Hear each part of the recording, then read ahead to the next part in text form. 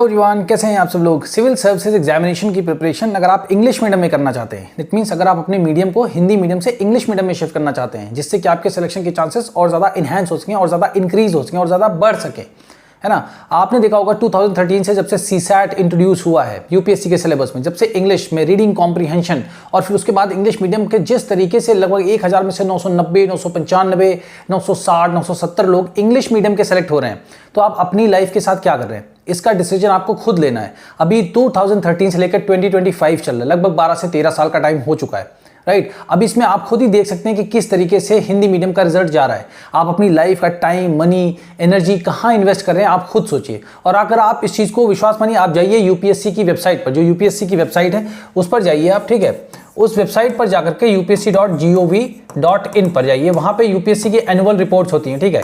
उसमें annual reports को आप रीड करिए, जो कि यूपीएससी के जो चेयरमैन होते हैं वो प्रेसिडेंट ऑफ इंडिया को हर साल इस रिपोर्ट को हैंडओवर करते हैं। उसमें बताते हैं कितने इंजीनियर्स हुए, कितने डॉक्टर्स हुए, कितने लॉयर्स हुए, किस किस बैकग्राउंड से बच्चों का सिलेक्शन हुआ, हिंदी मीडियम का कितना परसेंटेज का सिलेक्शन है। तो अगर आप देखेंगे तो यूपीएससी में हिंदी मीडियम का सिलेक्शन ऑलमोस्ट 2% के आसपास है, ठीक है, 2% के आसपास है, 2 to 3% के आसपास, समटाइम्स 2 to 4% के आसपास है। तो आप सोचिए इतनी लंबी प्रिपरेशन कर रहे हैं और उसके बाद अगर सिलेक्शन का रेशियो जिस मीडियम से आप कर रहे हैं, इसमें भावनात्मक होने की बात नहीं है, उसका सिलेक्शन रेशियो सिर्फ 2 to 4% है, या मतलब बहुत कम, इतना मींस ऑलमोस्ट नेग्लिजिबल है। और अगर हिंदी मीडियम से किसी का सिलेक्शन हो भी रहा है तो वो जनरल नहीं है, वो नॉर्मल सी बात नहीं, वो एक एक्सेप्शन है, अपवाद की तरह है। तो आप उनसे अगर अपने आप को रिलेट करके देखेंगे तो कैसे कर पाएंगे। तो सारा टाइम, मनी, एनर्जी, व्हाटएवर आपके पास जो भी है, वो सिर्फ आप अपनी लाइफ बना सकते हैं, ठीक है। एसी के रूम में बैठ करके डिस्कशंस होते हैं, हिंदी मीडियम लेना चाहिए, इंग्लिश मीडियम लेना चाहिए, सबको पता है कौन सा मीडियम लेना चाहिए। तो ये यूट्यूब पर इकलौता ऐसा चैनल है जो कि हिंदी मीडियम एस्पिरेंट्स के लिए प्रतिबद्ध है, कमिटेड है कि उनके सिलेक्शन के चांसेस को और ज्यादा इनहैंस किया जाए और ज्यादा इंक्रीज किया जाए। अगर आपको यूपीएससी में मीडियम चेंज करने से रिलेटेड किसी भी तरीके की कोई भी क्वेरी है, डाउट है, तो आप इस नंबर पे 7080507433 पर कांटेक्ट कर सकते हैं, ठीक है। और इसके रिगार्डिंग हमारा एक टेलीग्राम का ग्रुप है जिस पर हमारा पेड कोर्सेज भी रनिंग है, ऑलमोस्ट 900+ स्टूडेंट्स हैं वहां पर, ठीक है। और हमारा ऐप भी है, ठीक है, एप्लीकेशन भी है जिसको आप गूगल प्ले स्टोर से जाकर के डाउनलोड कर सकते हैं। उसका नाम है चेंज द मीडियम। अगर आप इसको गूगल में सर्च करेंगे तो वहां पर आपको इंस्टॉल करने का ऑप्शन आएगा, फिर वो ऐप स्टोर पे ले जाएगा आपको, और वहां से आप जाकर के इस ऐप को डाउनलोड कर सकते हैं। और यहां पर भी क्लासेस हमारी चल रही हैं, आप यहां से भी जाकर के पूरे फाउंडेशन कोर्स को बिल्कुल बेसिक से, बिल्कुल जीरो से ही, कैसे एक हिंदी मीडियम का एस्पिरेंट जो कि फर्स्ट है, सपोज करिए आपने फर्स्ट क्लास से लेकर के इंटरमीडिएट तक या उससे लेकर के ग्रेजुएशन तक आपने थ्रू आउट हिंदी मीडियम से प्रिपरेशन की है, पढ़ाई करी है अपनी, और अब आप चाहते हैं, क्योंकि आपको पता है कि हाँ हिंदी मीडियम का सिलेक्शन रेशियो उतना सही नहीं है जितना कि आप अपने एफर्ट को डालेंगे, 2 साल 3 साल आप मेहनत करेंगे तो क्या उसका एंड रिजल्ट हो सकता है। 100% तो कोई नहीं जान सकता, बट हाँ हमें कुछ तो आइडिया हो जाता है कि हाँ इससे क्या रिजल्ट आने की संभावना है, राइट।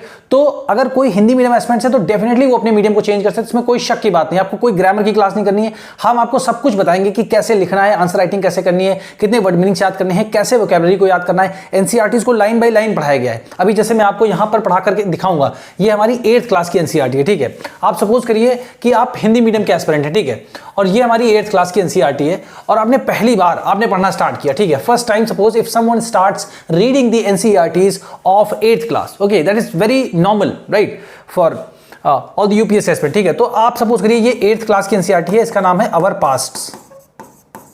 पास्ट पार्ट 3, ठीक है। एनसीईआरटी है, मॉडर्न इंडियन हिस्ट्री की है, ठीक है।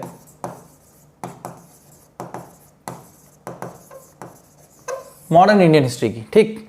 अब देखिए यहां पर जैसे आपने पहले वर्ड देखा, सपोज करिए पहली बार आप रीड कर रहे हैं, ठीक है, तो आपको बहुत सारी चीजें लगती होंगी कि पहले ग्रामर नहीं आती मुझे, आपको लगता होगा ग्रामर नहीं आती है, वर्ड मीनिंग को मैं कैसे याद करूंगा, कितनी वर्ड मीनिंग्स को याद करूंगा, ग्रामर पहले पूरी सीख लूं तब मैं करूं, या फिर उसके बाद रीडिंग कैसे करूंगा मैं, फिर कॉम्प्रिहेंशन मतलब समझ में, अंडरस्टैंडिंग कैसे आएगी, उसके बाद राइटिंग मतलब नोट्स में कैसे बनाऊंगा, फिर अल्टीमेटली बोलना भी तो पड़ेगा स्पीकिंग में, कैसे ये सारे एस्पेक्ट्स को कवर करते हुए पूरा कोर्स डिजाइन किया गया है। और उसी को मैं यहाँ पे आपको लाइव करके दिखा रहा हूँ कि कैसे आप अपनी प्रिपरेशन को सही जगह पर लगा सकते हैं, कैसे। देखिए आप टाइम आ चुका है, अगर आप ही निर्णय लेंगे, अगर आप हिंदी मीडियम के एस्पिरेंट हैं तो इस चैनल को शेयर करिए, जो मेरी बातें हैं अपने मम्मी पापा से डिस्कस करिए, ब्रदर से, सिस्टर से, फ्रेंड से, टीचर से, सबके साथ आप डिस्कस करिए, ठीक है। देखिए आपको अपना टाइम देखिए कि 5-6 साल के बाद भी आपके पास इतना टाइम नहीं रहेगा जितना आज के पास टाइम है, और 5-6 साल आप क्या लगा सकते हैं प्रिपरेशन में, आप सोचिए। फर्स्ट सेकंड अटेम्प्ट में आपका सिलेक्शन हो जाना चाहिए, है ना।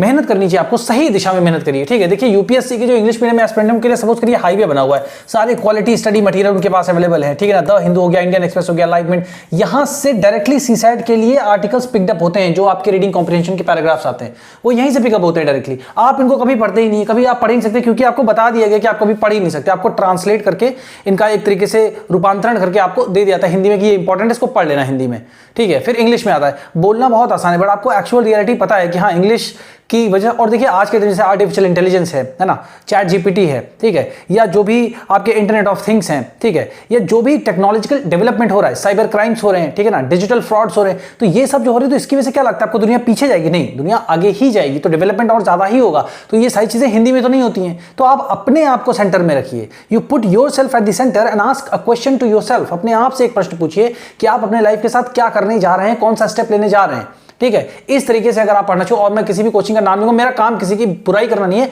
ये एक जरूरत है अपने देश में, और ऐसा कोई चैनल नहीं है पूरे ऑल ओवर इंडिया में, ना ही कोई कोचिंग है ऑफलाइन मोड में। तो मेरा ये एक तरीके से इनिशिएटिव है, ये एक पूरा आप ये समझ लो कि हिंदी मीडियम के एस्पिरेंट्स को कैसे भी करके आगे ले जाना है, ठीक है। सपोज करो आप, तो हिंदी मीडियम के एस्पिरेंट्स को जब आगे ले जाना तो उसके लिए मीडियम चेंज करना पड़ेगा आप, ठीक है। अगर आप उसी तरीके से एकदम इमोशनल होकर के जाओगे आगे तो काम चाहिए, आपको प्रैक्टिकल होना पड़ेगा, आपको एकदम रूथलेस होना पड़ेगा, बिल्कुल प्रैक्टिकल एकदम रियलिटी देखनी पड़ेगी कि भाई सिलेक्शन लेना मेरा पहला काम है, उसके बाद हम देखेंगे। किसी की बुराई नहीं करना मुझे, किसी बड़ी कोचिंग छोटी कोचिंग ये सबसे मेरे को कोई मेरा काम है। मुझे लगता है कि ये आपको एक जो गैप है हिंदी मीडियम और इंग्लिश मीडियम के बीच में, उसको मैं फिल करना चाहता हूं, ठीक है। तो अगर आप इसमें आप सभी लोग साथ देंगे इस मुहिम में, तो बहुत जल्दी बहुत सारे स्टूडेंट्स जुड़ेंगे हमारे साथ और बहुत जल्दी इसमें से रिजल्ट भी आएगा, ठीक है। तो इस तरीके से मैं चाहता हूं कि इस मुहिम में आप सभी स्टूडेंट्स मिलकर के साथ दें। जो भी इस वीडियो को देखे, कम से कम अगर आप हिंदी मीडियम के एस्पिरेंट्स हैं तो आप इस वीडियो को शेयर जरूर करिए, लाइक जरूर करिए, जिससे यूट्यूब को पता चलता है कि हाँ स्टूडेंट्स मतलब इस तरीके की वीडियोस की जरूरत है, तो उसको और ज्यादा से ज्यादा वो स्प्रेड करते हैं, फैलाते हैं, जिससे जरूरतमंद स्टूडेंट्स के पास पहुंच सके, ठीक है। तो चलिए देखिए, मैं आपको स्टार्टिंग से रीड करके बताता हूं कि कैसे आप इन चीजों को समझ सकते हैं, ठीक है। देखिए जैसे यहां पे लिखा हुआ है खिलाफत, ठीक है, हिंदी में इसको ऐसे लिखते हैं खिलाफत करके। तो इंग्लिश में भी देखो, मूवमेंट कोई भी हो उसका नाम आपको इंग्लिश में हिंदी में जैसे वंदे मातरम लिखना है, तो वंदे मातरम आप ऐसे ही लिखेंगे, ठीक है ना, वंदे मातरम आप ऐसे ही लिखेंगे, इसके लिए अलग से कुछ नहीं होता। जो हिंदी मतलब जैसे आपका नाम है ना, तो हिंदी जैसे मान लीजिए मेरा नाम पीयूष है, तो मैं इसको ऐसे ही लिखूंगा, हिंदी में मैं इसको ऐसे ही लिखूंगा, है ना, इसका कोई वर्ड मीनिंग नहीं होता है, ठीक है। तो जैसे यहाँ पे लिखा खिलाफत एजिटेशन, अब देखो आपने रीड किया, ठीक है, आप हिंदी मीडियम से पढ़े हो, पहली बार आप रीड करो खिलाफत agitation and the non cooperation movement, इतना पढ़ा आपने। अब देखिए इसमें कोई ग्रामर नहीं है, पहली बात तो घबराना बंद कर दो, इतनी ग्रामर की जरूरत होती नहीं, ग्रामर सीखनी नहीं। देखिए एसएससी एग्जाम के लिए, बैंकिंग एग्जाम के लिए, पीयू के एग्जाम के लिए, एमटीएस के लिए, है ना, और स्टेनो के लिए, सीएचएसएल के लिए, एमटीएस, ये सब जितने भी एग्जाम है इन सब में जो ग्रामर पूछी जाती है उसका एक अलग पर्पस होता है ना, उसका एक अलग पर्पस होता है। बट यहां पर यूपीएससी में ये इसका पर्पस नहीं कि आप इसमें से noun, pronoun, verb, adverb, adjective, preposition, conjunction, interjection, direct, indirect, active, passive, figure of speech, parts of speech, ये सब आपको नहीं ढूंढना है, आपको सेंस समझना, सिर्फ एक वर्ड अपने दिमाग में रखिए, सेंस, ठीक है। और आप सोचिए कि अगर आपको लाइन बाय लाइन सारी एनसीईआरटीज को पढ़ा दिया जाए, जीएस के 1 2 3 4 पेपर्स को पढ़ा दिया, ऐसे writing, daily answer writing practice, daily speaking practice कराई जाए, तो कैसे आप नहीं चेंज कर सकते? कोई इतनी बड़ी बात तो नहीं। अगर मैं आपसे suppose if I start speaking in English, okay, everything whatever I speak I'll speak in English, so you cannot say sir you are speaking German, French, Italian something, right? आप ये नहीं कह सकते कि सर आप किसी और लैंग्वेज बोलो, क्योंकि आपको समझ में आती है इंग्लिश। बस प्रॉब्लम ये है कि कोई आपको ऐसी हेल्प करे कि आप बोलना स्टार्ट कर पाएं, अब लिखना स्टार्ट कर पाएं, अब रीड करना समझ पाएं। लगभग बच्चों की दिक्कत की रीड तो कर लेते हैं, थोड़ा बहुत समझ भी लेते हैं, कोई इंग्लिश में बोलता है वो भी समझ लेते हैं, लिखा वो भी समझ लेते हैं, बट बोल नहीं पाते, लिख नहीं पाते। तो इसी पर हमारा फोकस है, डेली आंसर राइटिंग प्रैक्टिस कराते हैं हम आपको, ठीक है, इस कोर्स में। अब देखो यहाँ पे लिखा, कोई इसमें ग्रामर नहीं है, एंड मतलब और है, सबको पता है, कोई स्टूडेंट ऐसा नहीं होगा, सुनो बताओ। तो खिलाफत agitation and the non cooperation movement. अब एजिटेशन एक वर्ड है, एजिटेशन मतलब क्या है कि जैसे मान लीजिए अभी आज के टाइम में एसएससी का प्रोटेस्ट चल रहा है, ठीक है ना, एसएससी एग्जाम के जो बच्चे हैं, ठीक है ना, जो बच्चे एग्जाम दे रहे हैं उसमें जो भी मतलब जो है जो भी खामियां हैं उसके विरोध में अभी हो रहा प्रदर्शन, तो उसको हम क्या बोल सकते हैं? एजिटेशन। तो इस तरीके के वर्ड जो है ना आपको याद करना है बस। अब आपने ये समझिए, अब अगर यहां पर लिखा है एजिटेशन, ठीक है ना, एजिटेशन हो गया, अब इसका मतलब है कि बस हम किसी भी चीज के खिलाफ हैं, हमको वो चीज पसंद नहीं है, हम उसके खिलाफ विरोध कर रहे हैं, तो विरोध प्रदर्शन कर रहे हैं बेसिकली। तो खिलाफत मूवमेंट भी बोल सकते हो आप, या खिलाफत एजिटेशन भी बोल सकते हो, उसमें कोई खास डिफरेंस नहीं है। खिलाफत agitation and the non cooperation, तो नॉन मतलब ना करना एक तरीके से, और कॉपरेशन कॉपरेट नहीं करेंगे, हम आपके साथ ना किसी भी काम में सहायता नहीं करेंगे। जैसे आप कोई काम कर रहे हो तो हम उसमें आपका साथ नहीं देंगे, तो नॉन कॉपरेशन मूवमेंट, तो किसी भी चीज में सहायता ना करना, ठीक है, उसको बोलते हैं नॉन कॉपरेशन, है ना। अब देखो अगर आप इस पैराग्राफ को पढ़ते हो आपको कैसे समझ में आता है, देखो कहाँ ग्रामर आएगी, कितने वर्ड याद करने भी आपको सब रियल मालूम चलेगा, ठीक है। फिर क्या लिखा, देखो खिलाफत वर्ड था, फिर देखो रिपीट हुआ द खिलाफत इशू। अब यहाँ पे द खिलाफत इशू लिखो, द खिलाफत एजिटेशन लिखो, द खिलाफत मूवमेंट लिखो, ठीक है ना। इसका सबका मतलब एक ही है, ठीक है।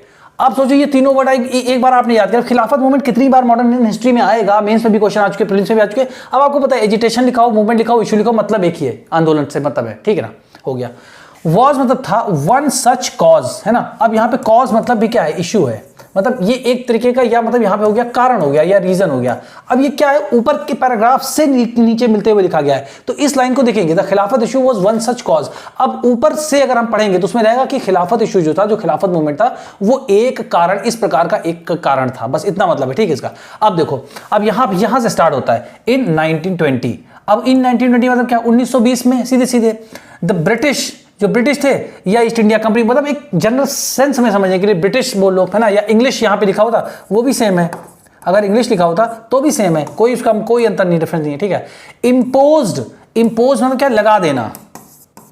अब क्या लगा देना, इम्पोज्ड हार्श ट्रीटी, एक बहुत ही मतलब ऐसी ट्रीटी कि जिसके अंदर जो भी चीजें लिखी हैं वो इतनी ज्यादा खराब हैं, मतलब जनमानस के लिए, जनता के लिए, कि जिसको मतलब जो है, जिसके बारे में सोचना ही खराब लगता है कि अरे इसमें ये सब चीजें लिखी तो कैसे बर्दाश्त कर सकते हैं। तो हार्श मतलब ऐसे पॉइंट्स, ऐसे प्रोविजन, ऐसे उसमें मतलब बता दिए गए 1 2 3 4 क्लोज की यार आपको ये पढ़ना, ये भी करना पड़ेगा, ऐसे करना पड़ेगा, ये करना पड़ेगा, तो उसको बोलते हैं हार्श ट्रीटी ऑन टर्किश सुल्तान। तो अब टर्किश मतलब सुल्तान क्या है, तो टर्किश मतलब होता है टर्की जो कंट्री, वहां के जो सुल्तान थे उनके ऊपर एक हार्श ट्रीटी को जो है लगा दिया, ब्रिटिशर्स ने इंपोज कर दिया। और खलीफा, अब टर्किश सुल्तान बोलो या खलीफा बोलो सेम मीनिंग है, ठीक है, वर्ड हिस्ट्री भी पढ़ोगे तो भी सेम है, ठीक है। फिर क्या है, पीपल वर फ्यूरियस, और फ्यूरियस मतलब क्या, गुस्सा होना, एजिटेट होना, तो यहां पे एजिटेट भी लिख सकते हो जनरल सेंस में तो भी सही है, सेंस समझो खाली वर्ड, ये सारे वर्ड्स का मतलब एक ही है, agitation, movement, issue, furious, harsh, ये सब नेगेटिव सेंस वाले वर्ड है, नकारात्मक सेंस वाले हैं, ठीक है। तो people were furious about this. About this मतलब क्या है कि जो ब्रिटिशर्स ने ये हार्श ट्रीटी लगा दी थी टर्किश सुल्तान या खलीफा के ऊपर, तो पीपल वर, तो लोग थे, क्या थे, गुस्सा थे, किसी अबाउट दिस, इस चीज के बारे में गुस्सा थे, as they had been about the Jallianwala Bagh massacre.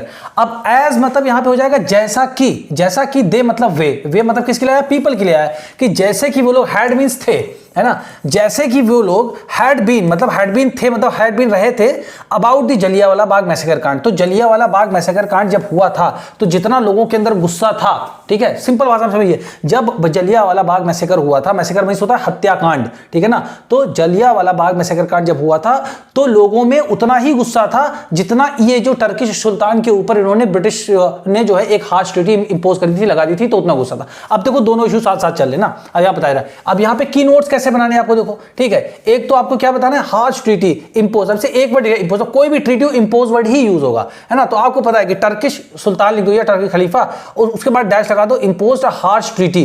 अब समझ गए कि हार्श ट्रीटी लगाई, फिर उसके बाद उसका रिएक्शन क्या हुआ कि जलियांवाला बाग में जैसे लोग गुस्सा थे जलियांवाला बाग होने की वजह से, वैसे ही ये होने की वजह से भी लोग गुस्सा थे।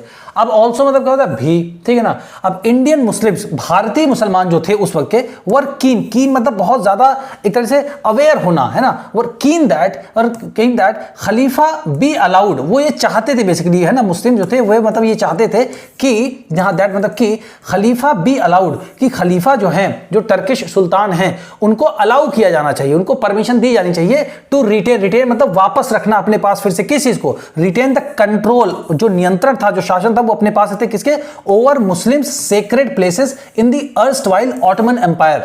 तो जो मुस्लिम के सेक्रेड मतलब होता है पवित्र, जो मतलब जगह होती है मुस्लिम्स के लिए, जैसे मक्का मदीना हो गया, है ना, या कोई मस्जिद हो गई, ऐसे करके अर्स्टवाइल मतलब उस समय, अर्स्टवाइल मतलब उस समय का जो ऑटोमन एम्पायर था, उस समय का जो ऑटोमन एम्पायर था, उसके जो पवित्र जो मतलब प्लेसेस थे मुस्लिम्स के, ठीक है ना, उसका जो कंट्रोल था, उसको जो है मुस्लिम, उसको मतलब मुस्लिम लोग ये चाहते थे कि जो है जो खलीफा हैं, जो टर्किश है सुल्तान है, उनको वापस मतलब देने जाए, ऐसी परमिशन दी जाए। ये है, ठीक है, यहां तक समझ गया आप? कोई इसमें दिक्कत आपको बताओ? कोई इसमें देखो सेंस समझना है आपको, सेंस समझना और कीवर्ड्स इसमें से निकालने हैं बस, ठीक है। फिर क्या है, द लीडर्स ऑफ द खिलाफत एजिटेशन। अब देखो खिलाफत एजिटेशन है, फिर देखो रिपीट हो गया यहां पर ये वर्ड खिलाफत एजिटेशन, एग्जैक्टली है ना। सो द लीडर्स, अब लीडर्स मतलब क्या कि कौन कौन से नेता जो थे किसके खिलाफत एजिटेशन, खिलाफत एजिटेशन के जो नेता थे उसमें उनका नाम क्या था इंपॉर्टेंट, मोहम्मद अली एंड शौकत अली। अब ये इंपॉर्टेंट नोट्स बना सकते हो आपकी, खिलाफत एजिटेशन के जो इंपॉर्टेंट लीडर्स थे कौन कौन से थे, मोहम्मद अली एंड शौकत अली। ऐसे देखिए इस तरीके से पढ़ी जाती है, जो ग्रामर लगा करके नहीं पढ़ी जाती है चीजें, ठीक है। नाउ विश्ड, अब मतलब इन्होंने मतलब इच्छा की सोचा, टू इनिशिएट मतलब क्या, शुरू करना, मतलब विश टू इनिशिएट मतलब करना, शुरू करना, a full fledge non cooperation movement. अब इसका मतलब क्या, पूरा एक ही है, नॉन कॉपरेशन मूवमेंट तो नाम ही है, अ फुल फ्लेज मतलब पूरी तरीके से नॉन कॉपरेशन, मतलब हर, जैसे मतलब ब्रिटिश के यहाँ जैसे लॉयर्स थे या क्लर्क थे, जो भी डिपार्टमेंट था, हर डिपार्टमेंट में जो भारतीय लोग वहां पर काम करते थे उन्होंने कहा नॉन कॉपरेट, हम कॉपरेट नहीं करेंगे। तो फुल फ्लेज मतलब पूरी तरीके से विस्तृत रूप से ऑल ओवर इंडिया एक हिसाब से कह सकते हैं आप, ठीक है, कि नॉन कॉपरेशन मतलब करने का इन्होंने सोच लिया। किन्होंने सोचा, शौकत अली और मोहम्मद अली ने, ठीक है। अब क्या है, Gandhi ji supported there call, तो देयर मतलब किसकी, मोहम्मद अली और शौकत अली, मतलब उनकी सपोर्ट मतलब सपोर्ट किया, कॉल मतलब जो इनका आग्रह था बेसिकली हम ये करना चाहते हैं उसको गांधी जी ने सपोर्ट किया, है ना। अर्ज मतलब क्या है, आग्रह किया, अर्ज दी कांग्रेस जो उस समय की थी उसको आग्रह किया गांधी जी ने, टू कैंपेन मतलब क्या, एक तरह का अभियान चलाई है ना, अगेंस्ट किसके विरुद्ध चलाई, पंजाब रॉन्ग्स। अब इसको पंजाब रॉन्ग्स बोलो या जलियांवाला बाग मैसेकर बोलो, दोनों का मतलब सेम होता है, ठीक है। एग्जाम में ये भी लिख सकता है, ये भी लिख सकता है। एंड दी खिलाफत रॉन्ग्स, और जो खिलाफत मूवमेंट जो हो रहा था उसके क्यों हो रहा था, उसमें जो गलत हुआ था उसके खिलाफ एक कैंपेन बनाइए, एक अभियान बनाइए, एंड डिमांड स्वराज, और स्वराज की जो है डिमांड करिए और स्वराज मांगिए, ठीक है ना। इस तरीके से आप देखिए इसमें सबसे इंपॉर्टेंट जो कीवर्ड्स हैं वो क्या है, ठीक है। स्टार्ट कहां से होता है, खिलाफत इशू, दूसरा क्या है, नॉन कॉपरेशन, ठीक। अब ये कैसे जुड़ेंगे दोनों, देखो खिलाफत इशू में सबसे पहले दो चीज लिखना है, मोहम्मद अली एंड शौकत अली, ये इंपॉर्टेंट क्या थे, लीडर्स थे, ठीक है ना। गांधी जी ने क्या किया था, सपोर्ट, गांधी जी ने भी सपोर्ट किया था इन दोनों लोगों को, ऐसे हमको समझना होता है, ठीक है ना। और क्या किया था, कांग्रेस से कैंपेन करने के लिए भी कहा था कि जो पंजाब रॉन्ग्स हैं और जलियांवाला बाग जो है ये दोनों एक ही चीजें हैं, इसके खिलाफ भी, और डिमांड क्या किया था, स्वराज को डिमांड किया था, है ना। अब ये सबसे इंपॉर्टेंट काम है। अब ये हुआ कैसे था बेसिकली, कि जो टर्किश सुल्तान थे, है ना, उनको खलीफा ही बोला जाता था, तो उनके पास से क्या किया था, ब्रिटिशर्स ने एक ट्रीटी इंपोज कर दी थी, ठीक है ना, हार्श ट्रीटी। अगर हार्श हटा भी तो कोई फर्क नहीं पड़ेगा, एक ट्रीटी इंपोज की थी, उसमें मेन रीजन क्या था कि इनके पास से सारी पावर्स को छीन लिया गया था, कि जो उस वक्त का ऑटोमन एम्पायर था, है ना, उसमें जो सेक्रेट मतलब जो अच्छे पवित्र मतलब जो मुस्लिम्स के प्लेसेस थे वो यहाँ पे है ना, आज मतलब उस वक्त का, ठीक है ना। तो मुस्लिम के जितने प्लेसेस थे उनके ऊपर जो कंट्रोल था बेसिकली उसको छीन लिया था इस ट्रीटी के लगाने के बाद से। तो ये लोग इसीलिए खिलाफत कर रहे थे, तो उसीलिए क्या है, खिलाफत हो गया इसका नाम, खिलाफत कर रहे थे, है ना, मना कर रहे थे कि नहीं ऐसा नहीं होना चाहिए, जो खलीफा के साथ होना चाहिए। अब इतने कीवर्ड्स को आपने लिख लिया, अब आप देखिए आपके पास नोट्स हो गया। ग्रामर कहीं भी आपको कोई दिक्कत नहीं है, जहां पर आएगी ग्रामर को हम समझाएंगे। अब जैसे यहां पर लिखा है कि हैड बीन करके, यहां पर एक चीज लिखी हुई थी, ठीक है, कि दे हैड बीन, यहां पे क्या लिखा है, एज दे हैड बीन, है ना। तो हैड बीन का मतलब क्या होता है, रहे थे। अब देखो इसको वर्ड मीनिंग की तरह समझा दिया मैंने इस ग्रामर को। अब आप देखो कैसे आपको समझ में आएगा। क्या लिखा है, ऑन द टर्किश सुल्तान। अब यहां देखिए, पीपल वर फ्यूरियस, लोग गुस्सा थे, अबाउट मतलब किस बारे में, दिस एज अबाउट दिस मतलब इस चीज के बारे में लोग गुस्सा थे, एज मतलब जैसा कि they had been about the Jallianwala Bagh massacre, है ना। तो एज दे, जैसा कि दे हैड बीन, वो लोग गुस्सा रहे थे, किस वक्त रहे थे, जब जलियांवाला बाग हुआ था ना, तब भी वो लोग गुस्सा रहे थे ना, गुस्सा थे। तो देखो रहे थे या गुस्सा थे, सेंस खाली समझना है ना। एज दे वर, अब यहां पे अगर एज दे यहां पे हैड की जगह वर भी लगा दोगे ना, WERE वर, क्योंकि यहां पे दे लगा हुआ तो एक से ज्यादा लोगों की बात की जा रही है ना, एक आदमी होता तो वॉज भी लगा देते। तो वॉज, वर और हैड बीन में कोई खास अंतर नहीं है, सेंस का अंतर है कि समझना कि हैड बीन तो पहले पीछे भी जो कुछ हुआ है उसमें भी गुस्सा थे, अभी भी गुस्सा रहे थे। तो इस जो वो उस वजह से गुस्सा थे, जलियांवाला मैसेकर कांड से गुस्सा थे। तो इसी वजह से जब मुस्लिम लोगों के जो खलीफा थे, जो टर्किश सुल्तान थे, जब उनके ऊपर ब्रिटिश ने एक हार्श ट्रीटी इंपोज कर दी, लगा दी जब, तो फिर उसके साथ उन्होंने क्या किया, सारे अधिकार को छीन लिया कि आपका मुस्लिम के जो सेक्रेट प्लेसेस हैं अर्श उस वक्त का जो पहले मतलब ऑटोमन एम्पायर हुआ करता था, उसमें जो खलीफा होते थे तो उनके पास मुस्लिम्स के जो सेक्रेट प्लेस मतलब जो पवित्र पवित्र स्थान होते थे, जैसे आपका मक्का मदीना हो गया, मस्जिद हो गया, ये सारी चीजें हो गई, तो इन सारी चीजों का नियंत्रण अब जो है खलीफा के पास नहीं था। तो इसी वजह से मुस्लिम लोग गुस्सा थे, तो लोग क्या कर रहे थे, खिलाफत कर रहे थे, किसकी, ब्रिटिशर्स की। तो इसीलिए क्या हुआ, खिलाफत मूवमेंट हुआ, उसमें गांधी जी ने उनको सपोर्ट किया, है ना। मोहम्मद अली एंड शौकत अली उसके लीडर थे, ठीक है ना। और उसके बाद जो है गांधी जी ने कैंपेन बनाने के लिए कहा कि एक अभियान चलाइए कि जो पंजाब रॉन्ग्स हुए, पंजाब में जो मतलब पंजाब रॉन्ग्स मतलब जो जलियांवाला बाग मैसेकर कांड हुआ है ना, तो उसके खिलाफ भी करेंगे, मतलब जो भी उन्होंने किया उसके खिलाफ भी एक अभियान चलाएंगे और नॉन कोऑपरेशन मूवमेंट करेंगे, और उसके साथ साथ क्या करेंगे, स्वराज की डिमांड। तो ऐसे कीवर्ड्स अगर आप स्टेप बाय स्टेप लिखोगे, आपका आंसर हो गया कि नहीं हो गया। तो आपको क्लियरली देखो, अगर आप 5-10 मिनट के इस वीडियो को देख करके आप समझ सकते हो, तो डेफिनेटली आपको अपने मीडियम को चेंज लाना चाहिए और एक रिवोल्यूशन लाने की कोशिश करनी चाहिए। जब तक चेंज नहीं होगा, जब तक किसी भी चीज में बदलाव नहीं होगा, अगर सेम प्रोसेस से आप कोई काम लगातार कर रहे हैं तो आपको उसका कोई रिजल्ट नहीं मिल रहा है अगर, तो इसका मतलब आपको अपने प्रोसेस को चेंज करने की जरूरत है। दैट मींस अब आपको अपने मीडियम को चेंज करने की जरूरत है। किसी भी कोचिंग के खिलाफ कुछ नहीं, किसी भी स्टूडेंट, बस ये है कि ये एक मुहिम है और मैं चाहता हूं कि हिंदी मीडियम के जो एस्पिरेंट हैं उनके सिलेक्शन के चांसेस, क्योंकि वो आईआईटी का एग्जाम निकाल सकते हैं, ठीक है ना, नीट का निकालते हैं, लॉ, हर तरह के एग्जाम। बट जब यूपीएससी की बारी आती है तो इंग्लिश एक बैरियर की तरह काम कर रहा है।